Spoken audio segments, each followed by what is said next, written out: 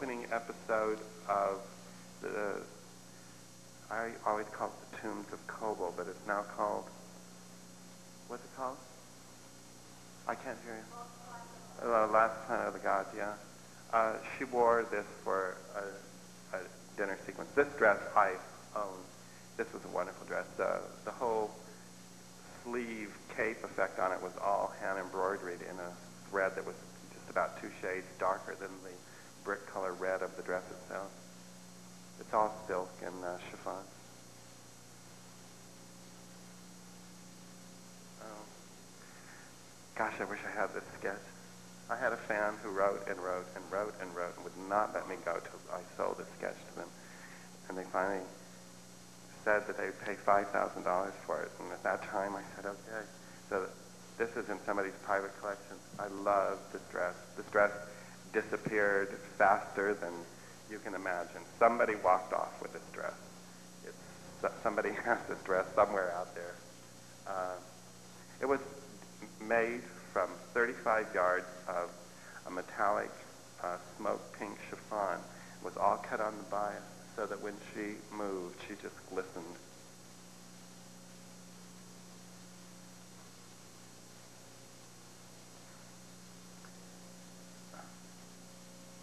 This is one of my favorite sketches, too.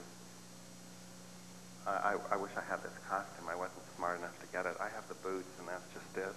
The rest of it, they destroyed. I ran across the best one several years ago at Universal, and I decided to go back for it, and it was gone. Somebody had rented it for another show and overdyed it and sewed something else on it. See, Universal takes all of the costumes and then they put them into stock when a show's been finalized and it's not going any longer. And that's what they did with Battlestar Galactica. And they were rented for Halloween costumes and used in the tours. And all the Cylons and all of the warrior costumes were used in the tours for several years, and they were all destroyed in the course of doing so.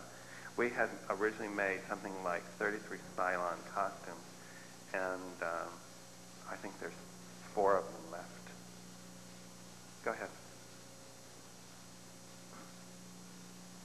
This was Anne Jeffries from the same episode, The Man with 9 Lives.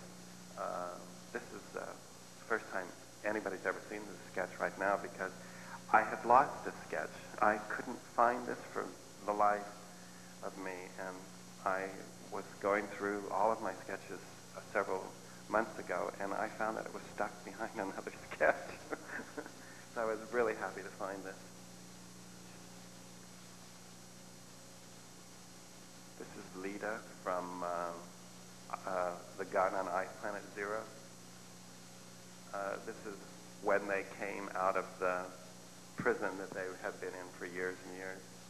It seems strange that we would design a costume that looks as awful as this, but that was the purpose of the show, to do something unusual. I think the next one is of Thane, I'm not certain. Yep, this is Thane too. You didn't get to really see much of this costume because when the actor who played him came out, he decided to take this blanket that he had also as a prop and wrap it around himself, so you saw virtually very little of the costume. Go ahead.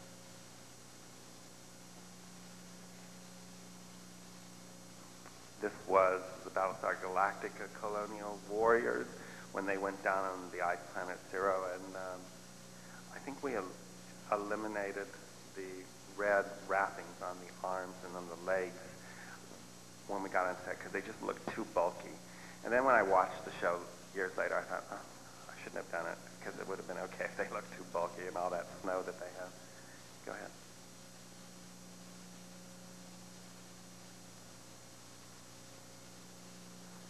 Oh, this is one of my real favorite episodes. This is Kyle from the Young Lords. These costumes were actually all made out of chamois cloth, hand-stitched together, and feathers that we got and made the cape. And I think the trimming on the boots was Icelandic sheep. I'm not certain, but I think so.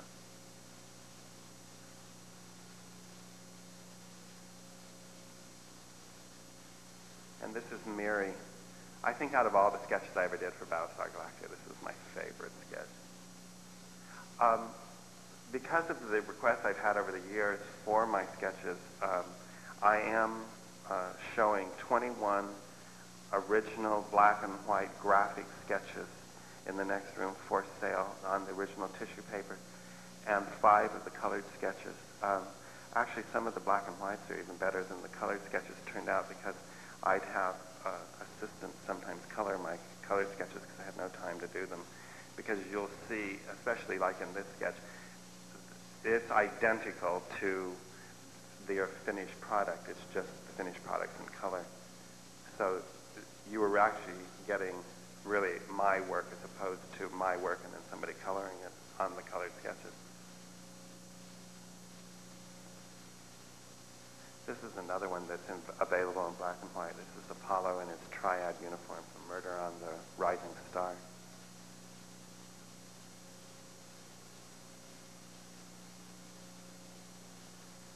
And this is Starbuck in his walking in space costume from Fire in Space, right? We did a lot of costumes for that show. That was a huge show. Every single one of the firefighters' orange uniforms were made, and there was like other uniforms. I remember that show because it was really overwhelming.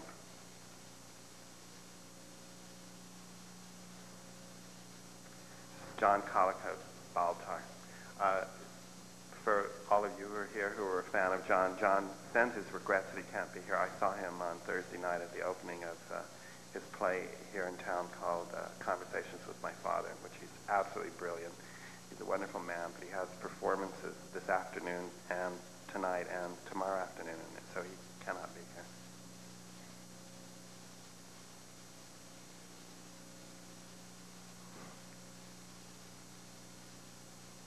I always told Glenn that this looked like him. This was a really, can you go back to it? Yeah. This was really quite an endeavor to do this costume.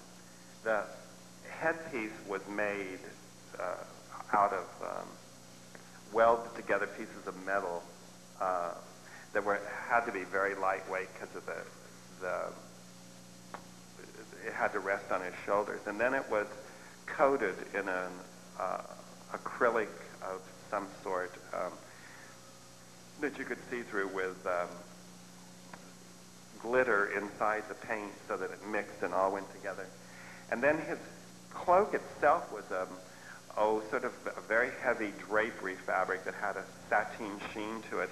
And then we took each of the petals that were draped down, or the scales, they really were supposed to be scales, and we took the same fabric and we took sequined chiffon that we bought that was in maroon, and we put a layer of this very thin thing that you buy that adheres two pieces of cloth together in between them, and then we took the steam irons and just sat them on there for like 3 or 4 minutes until they were just cooked together.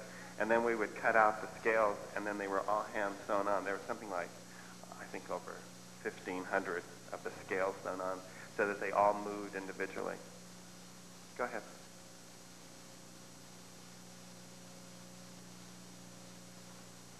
This is the Cylon, the original concept. I did everything but its actual helmet.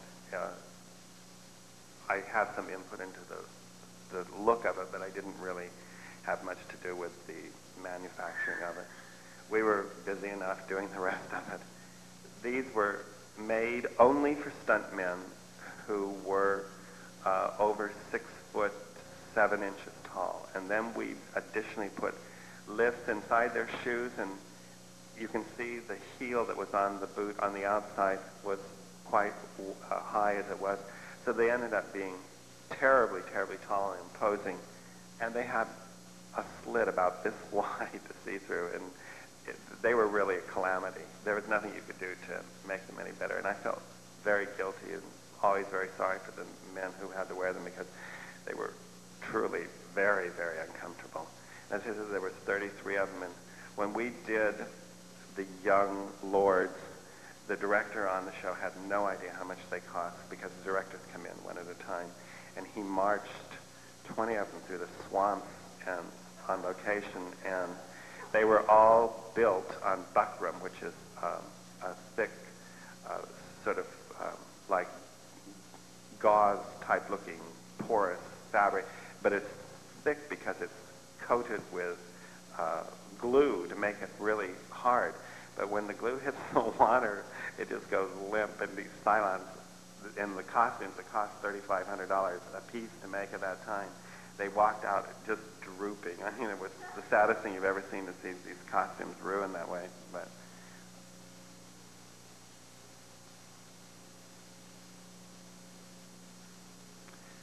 I hope we have no Shelley Winters fans here. I always said this is Shelley on a very good day. It's the prototype of the Bore warrior. I always loved this sketch. It was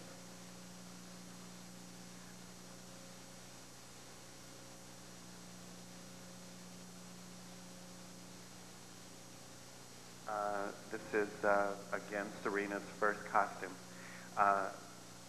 We shot in this costume the absolute first day of shooting. We shot the strafing of Caprica in Long Beach.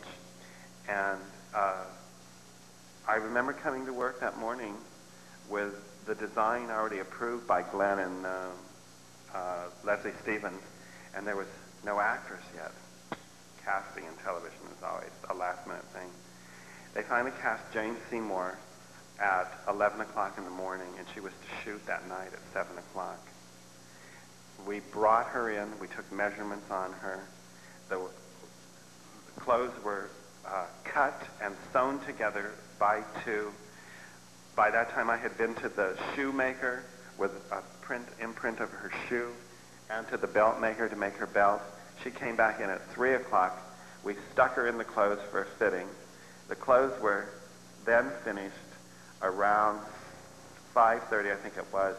I put them in the car, ran by the bootmakers and the belt makers, picked up everything, and was in Long Beach at 7 o'clock, and Jane stepped into the clothes and walked in front of the camera around 7:20. And there was doubles on the clothes, too. I forgot about that, too. That means everything was double because she had a stunt to do, and there was a stunt person wearing the same costume. This costume and the costume for the mayor of the city in the Magnificent Warriors, they were done overnight. We did a lot of costumes in 1 or 2 days, but these were the quickest costumes I'd ever done in my entire career. Go ahead.